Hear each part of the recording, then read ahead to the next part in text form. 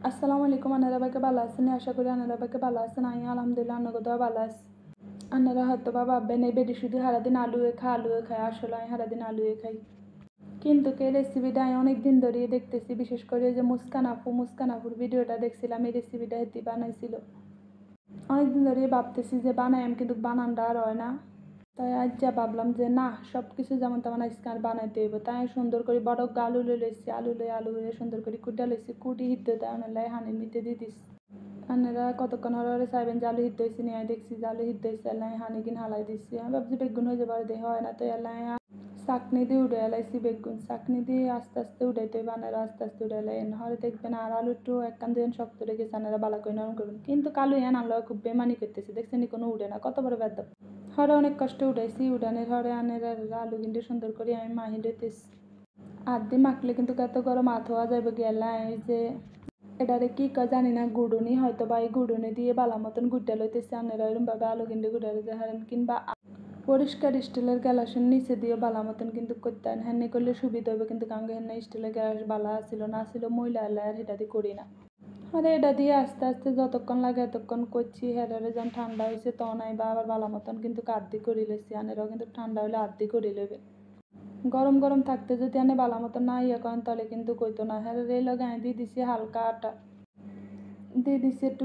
লবণ দেওয়ানো হরে তেল দিয়ে কিন্তু বালা মতন তেল দিতে হবে তেল দিয়ে হাত মাহি লইতে হবে নাহলে এটি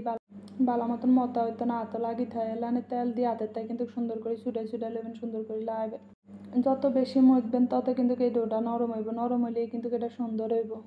আমি ডোটারে দেখছি অনেকক্ষণ ধরে মাহি লইছিল ওই আটটারে বালা মতন পরিষ্কার করছি করি হালকা তেল লইছি এত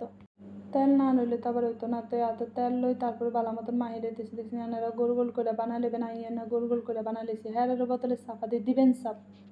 সাবধানের ঘরে দেখছেন কত সুন্দর ডিজাইন আছে কিন্তু আমি কিন্তু কিলে জানি তেরা বেকা হয়ে গেছে আনলাগে আলু সত্যি আমি করালে তেরা বেকা হয়ে গেছে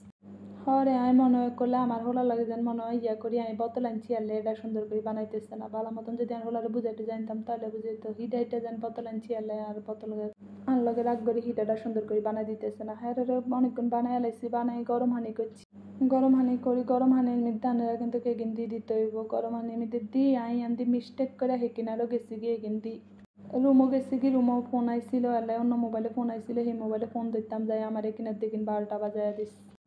আইয়া তো দেখি আর এগিন বেশি হয়ে গেছে আর একটু কম হইলে যায় শক্ত থাকতো সুন্দর হইতো দেখি দেখছেন নি আনারা কিরম ব্যথা হয়ে গেছে